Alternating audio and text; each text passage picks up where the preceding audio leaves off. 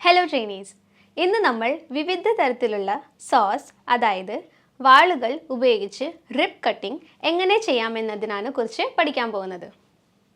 ഈ വീഡിയോയുടെ ലക്ഷ്യങ്ങൾ: വിവിധ തരത്തിലുള്ള റിബ് കട്ടിംഗ് നടത്താനുള്ള രീതികൾ. Let's start. ടാസ്ക് 1. മരക്കഷ്ണങ്ങൾ മുറിക്കുന്നതിന് നിരവധി തരം സോകളുണ്ട്. ചില സോകൾ നേരായ മുറിവുകൾ ഉണ്ടാക്കാൻ പ്രത്യേകം നിർമ്മിച്ചതാണ്. മറ്റു സോകൾ വളഞ്ഞ മുറിവുകൾ ചെയ്യാൻ പ്രത്യേകം രൂപകൽപ്പന ചെയ്തിട്ടുണ്ട്. ക്രോസ് കട്ട് സോ പോലെയുള്ള ചില സോകൾ പ്രത്യേകമായി രൂപകൽപ്പന ചെയ്തിരിക്കുന്നത് തടിയിൽ ലംബമായി അല്ലെങ്കിൽ ഒരു കോണിൽ മുറിക്കാനാണ്. സോയുടെ തരങ്ങൾ: പ്രധാനമായും 2 തരം സോകളുണ്ട്. നേരായ കട്ടിംഗ് സോകൾ, കർവ് കട്ടിംഗ് സോകൾ അല്ലെങ്കിൽ പ്രത്യേക സോകൾ. നമ്മൾ നോക്കാൻ പോകുന്ന സോകൾ നിങ്ങൾക്ക് കാണാം.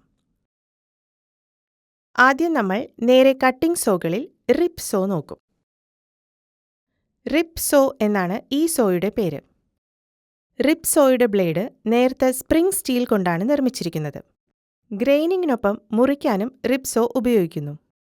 റിബ് സോയുടെ ബ്ലേഡുകൾ അതിൻ്റെ ഹാൻഡിലിലേക്ക് സ്ക്രൂ കൊണ്ട് ബന്ധിപ്പിച്ചിരിക്കുന്നു.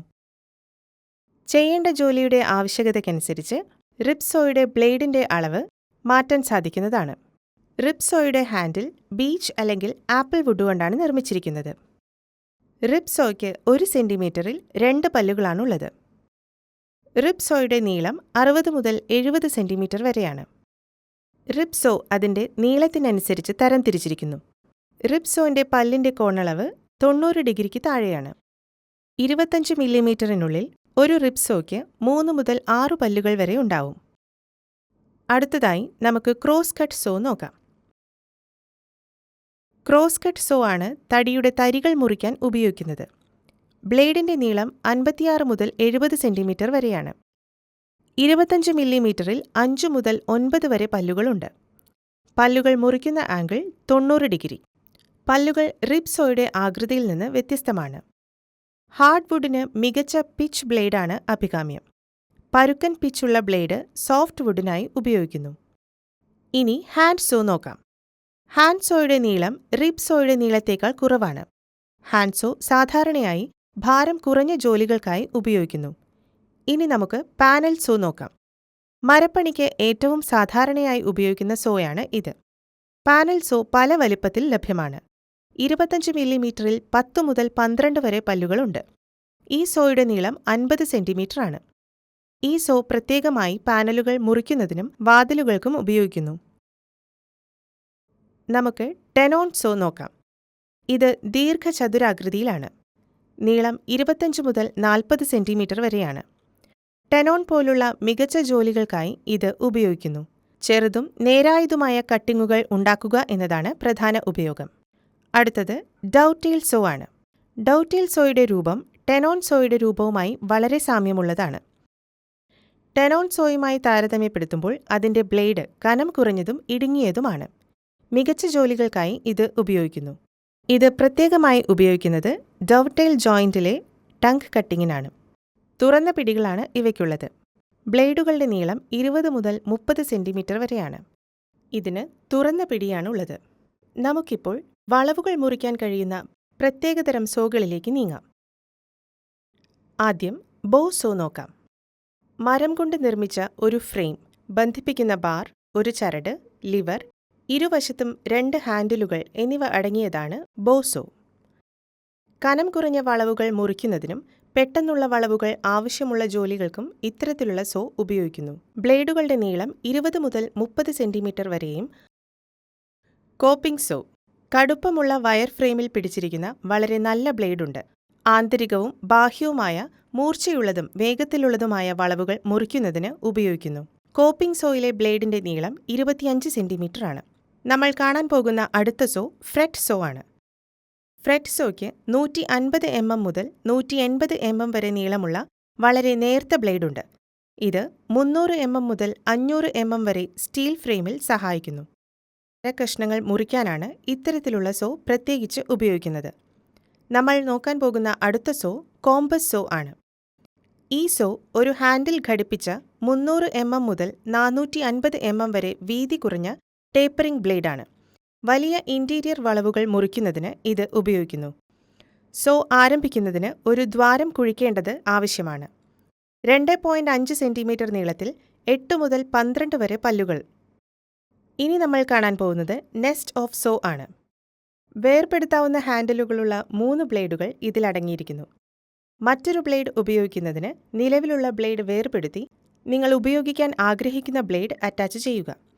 കട്ടിംഗ് കർവ് ഉപയോഗിക്കുന്ന pruning blade, compass blade, keyway hole blade എന്നിവയാണ് ബ്ലേഡുകൾ. ബ്ലേഡുകളുടെ നീളം 25 മുതൽ 40 സെന്റിമീറ്റർ വരെയാണ്. Keyhole saw. ഈ സോയുടെ നീളം 20 മുതൽ 30 സെന്റിമീറ്റർ വരെ നീളമുള്ള ബ്ലേഡാണ്. ഇതിന് ഹാൻഡിലിനടുത്ത് 6 മില്ലിമീറ്ററും അഗ്രഭാഗത്ത് 3 മില്ലിമീറ്ററും വീതിയുണ്ട്.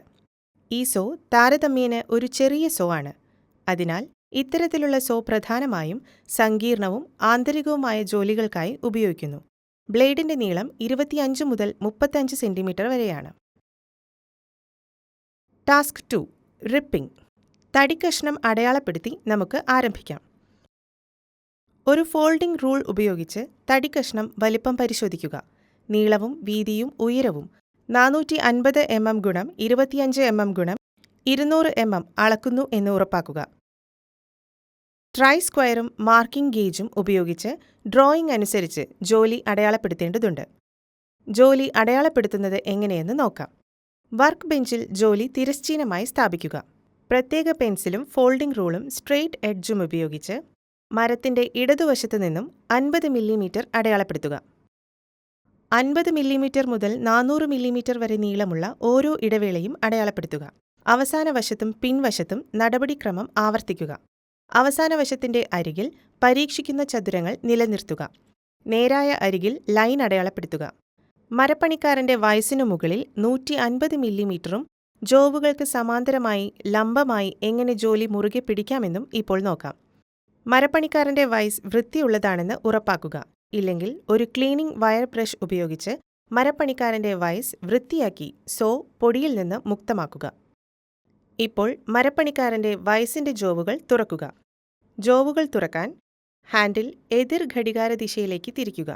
തടിക്കഷ്ണം ലംബമായി പിടിക്കാൻ കഴിയുന്നത്ര വീതിയിൽ ജോവുകൾ തുറക്കുക. ജോലി ലംബമായി 150 മില്ലിമീറ്റർ ഉയരത്തിൽ പിടിക്കുക. ജോവുകൾക്ക് സമാന്തരമായി ജോവുകൾ അടച്ച് മുറുകെ പിടിച്ച് ജോലിയെ വയസ്സിൽ മുറുകെ പിടിക്കുക. ഇവിടെ കാണിച്ചിരിക്കുന്നതുപോലെ നിങ്ങളുടെ പാദങ്ങളുടെ സ്ഥാനം 90ഉം 70ഉം ഡിഗ്രിയും ആയിരിക്കണം. തടിക്കഷ്ണം ബെഞ്ച് വയസ്സിൽ കൂടുതൽ മുറുകാതിരിക്കാനും ജോവിന്റെ ഇരുവശത്തും ഒരു പാഴ്മരക്കഷ്ണം സൂക്ഷിക്കാനും ശ്രദ്ധിക്കുക. അങ്ങനെ മർദ്ദം തുല്യമായി വിതരണം ചെയ്യപ്പെടും. അങ്ങനെ വയസ് മരക്കഷ്ണത്തിന് കേടുപാടുകൾ വരുത്തരുത്. സോ സെറ്റ് ചെയ്ത് അടയാളപ്പെടുത്തുക. വലതുകൈയുടെ ചൂണ്ടുവിരൽ ഉപയോഗിച്ച് സോ ഹാൻഡിൽ വശത്ത് കാണിച്ചിരിക്കുന്നതുപോലെ പിടിക്കുക. മുൻകരുതലുകൾ. തടിക്കഷ്ണം എല്ലാ വശങ്ങളിലും വൃത്തിയുള്ളതാണെന്ന് ഉറപ്പാക്കുക. ഇല്ലെങ്കിൽ മണൽക്കല്ല് ഉപയോഗിച്ച് തടി വൃത്തിയാക്കുക. 65 ഡിഗ്രി കോണിൽ അടയാളപ്പെടുത്തിയ വരിയിൽ സോ സ്ഥാപിക്കുക. മരക്കഷ്ണം ഉപയോഗിച്ച് 65 ഡിഗ്രി ഒരു കോണിൽ രൂപപ്പെടുത്തുന്നതിന് ഹാൻഡിൽ പിടിക്കുക. ഒരു ഗൈഡായി ഇടതുകൈയുടെ തള്ളവിരൽ ഉപയോഗിച്ച് ഒരു സോ കട്ട് രൂപപ്പെടുത്തുന്നതിന് തുല്യ സമ്മർദ്ദത്തോടെ സോ മുന്നോട്ടും പിന്നോട്ടും നീക്കുക. സോയുടെ മുഴുവൻ നീളവും മുറിക്കാൻ ഉപയോഗിക്കുക. അങ്ങനെ ഒരു ഭാഗത്ത് സോ മൂർച്ചയേറിയതായി മാറില്ല. നിങ്ങൾ 150 മില്ലിമീറ്റർ വരെ എത്തിയാൽ നേരത്തെ അടയാളപ്പെടുത്തിയ 400 mm മാർക്കിൽ വരെ മുറിക്കുക. അടയാളപ്പെടുത്തിയ മറ്റു ഭാഗങ്ങൾക്കും ഇതുപോലെ തന്നെ ചെയ്യുക. നമ്മൾ മുറിക്കൽ പൂർത്തിയാക്കി. അതിനാൽ നമുക്ക് റിബ് സോവിംഗ് പൂർത്തിയാക്കാം. ബ്ലേഡിന്റെ വ്യതിയാനം ആവർത്തിച്ച് പരിശോധിച്ചുകൊണ്ട് റിബ് സോവിംഗ് കൃത്യമാണെന്ന് ഉറപ്പാക്കുക. ആദ്യം നമ്മൾ വിവിധ തരത്തിലുള്ള സോസ് കണ്ട് straight and curve, rip cross cut, hand, panel, tenon, dovetail, bow, coping, fret, compass, nest of saws and keyhole saws എന്നിങ്ങനെയുള്ള പ്രത്യേക സോകൾ, ബ്ലേഡ് മറ്റീരിയൽ, ലെങ്ത്, ടീത്ത്, അതിൻ്റെ ഉപയോഗങ്ങൾ പഠിച്ചു. ഈ വീഡിയോയിൽ കാണിച്ചതെല്ലാം നിങ്ങൾക്ക് മനസ്സിലായെന്ന് വിശ്വസിക്കുന്നു. നന്ദി, നമസ്കാരം.